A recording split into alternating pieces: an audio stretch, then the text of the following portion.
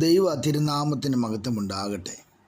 ഇന്നത്തെ ദൈവവചന ചിന്തയ്ക്കായി 2 കൊരിന്ത്യർ 5-ാം അധ്യായം 5-ാമത്തെ വാക്യം, അതിനായി ഞങ്ങളെ ഒരുക്കിയത് ആത്മാവിനെ അച്ചാരമായി തന്നിരിക്കുന്ന ദൈവം തന്നെ എന്ന് നാം വായിക്കുന്നു. ഇതിൻ്റെ സാരാംശം നമ്മുടെ മഹത്വപൂർണമായ വാസസ്ഥലം എന്നാകുന്നു. നാം ഇവിടെ മഹത്വപൂർണമായ വാസസ്ഥലത്തെക്കുറിച്ച് ചിന്തിക്കുമ്പോൾ യേശു കർത്താവ് പറഞ്ഞു, ഞാൻ നിങ്ങൾക്ക് ഒരു സ്ഥലം ഒരുക്കുവാൻ പോകുന്നു. ആ സ്ഥലം എന്തായിരിക്കും? ആ വീട് എങ്ങനെയുള്ളതായിരിക്കും? അതിനെക്കുറിച്ചാകുന്നു നമ്മുടെ ചിന്ത. യേശു ക്രിസ്തു നമ്മിൽ വസിക്കുന്നു. അതാണ് കർത്താവ് പറഞ്ഞത്, അനേകം വാസസ്ഥലങ്ങൾ അഥവാ നമുക്ക് താമസിക്കുവാൻ ദൈവം ഒരുക്കുന്ന അനേക കെട്ടിടങ്ങൾ എന്ന ആശയത്തിലേക്ക് കടന്നു പോകുന്നു. പലപ്പോഴും നമുക്ക് ലഭിക്കുമെന്ന് വിചാരിക്കുന്ന വാസസ്ഥലങ്ങളെ മറ്റുള്ളവർക്ക് ലഭിക്കുമെന്ന് നാം വിചാരിക്കുന്ന വാസസ്ഥലങ്ങളുമായി താരതമ്യപ്പെടുത്തുവാൻ തുടങ്ങും. കർത്താവ് പറയുന്നത്, നമുക്ക് താമസിക്കുവാൻ ദൈവം ഒരുക്കുന്നു എന്ന് വിചാരിക്കുന്ന ഒരു വലിയ കെട്ടിടത്തെക്കുറിച്ചായിരിക്കുകയില്ല. മറിച്ച് നമ്മുടെ ആത്മാവിനും ദേഹിക്കും വസിക്കുവാനുള്ള തേജസ്കരിക്കപ്പെട്ട ഒരു ശരീരത്തെക്കുറിച്ചായിരിക്കാം. അങ്ങനെ ചിന്തിച്ചാൽ നമുക്ക് ഏറെക്കുറെ കാര്യങ്ങൾ മനസ്സിലാകും.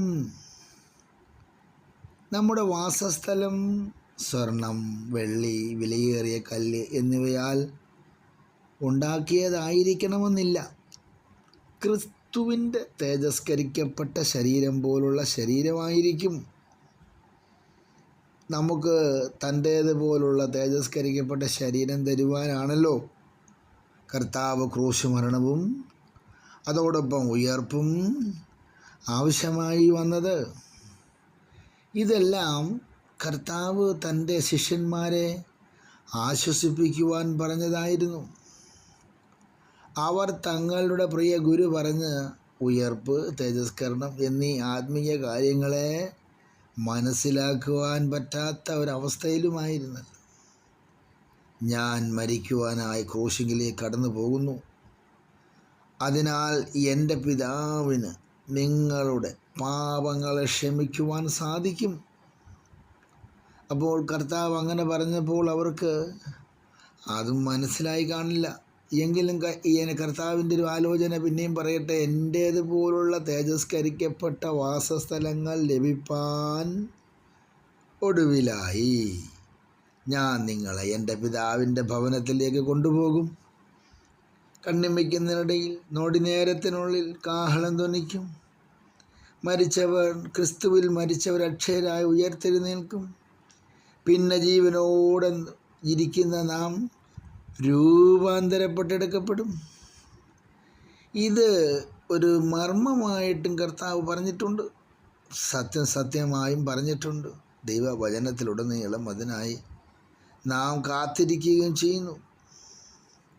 നമ്മുടെ കാത്തിരിപ്പ് എന്തിനാണെന്ന് ചോദിച്ചാൽ നിത്യത, ആ നിത്യതയിലെത്തുക. അപ്പോൾ നമ്മളെ കൊണ്ടുപോകുന്ന കർത്താവിനെക്കുറിച്ച് ചിന്തിക്കുമ്പോൾ നിത്യതയിലേക്കാണല്ലോ കൊണ്ടുപോകുന്നത്.